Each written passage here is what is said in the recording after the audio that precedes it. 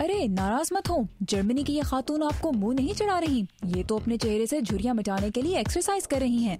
एक तो चेहरे पर झुर्रियाँ शायद ही किसी को पसंद हो, और उस पर हर तरफ सेलिब्रिटीज की परफेक्ट पिक्चर्स। आईने में अपना चेहरा देखना कभी कभी मुश्किल हो जाता है।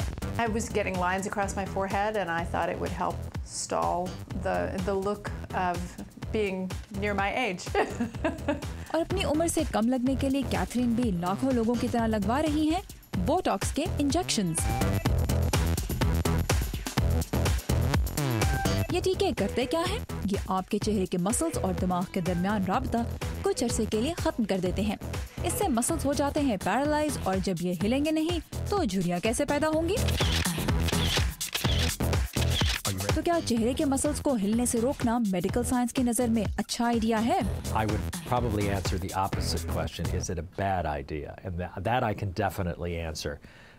No, it's not a bad idea. It doesn't affect your body in any way. सिर्फ अमेरिका में ही पिछले साल तकरीबन 60 लाख बोटॉक्स इंजेक्शन इस्तेमाल किए गए। और अगर आपके ख्याल में ये सिर्फ खवातीन का ही शौक है, तो आपको ये भी बता दूं कि अमेरिका में बोटॉक्स के तकरीबन 15% कस्टमर्स मर्द हजरात हैं। So आइए यहाँ वाशिंगटन डीसी में कुछ लोगों से पूछते हैं कि वो इन ट्रीटमेंट्स को किस नजर से देखते हैं।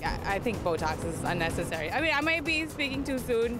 Who knows what's going to happen once I get old. I think that with Botox coming out, like that'll just become the new baseline in like 20, 30 years where everybody gets that because it's just like affordable and it makes you look young when you're like however old. God created you, you should work with what he gave you and just adjust. It's a shame that women have to deal with that kind of undue pressure. Men can somehow escape. Do you feel there is any kind of social pressure, particularly on women, to do something like this and on yourself?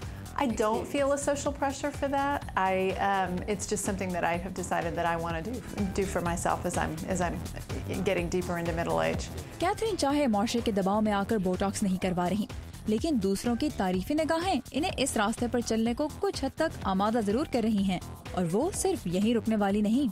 My eyes, I will get my eyes done next probably, a surgical procedure. This is just injectable.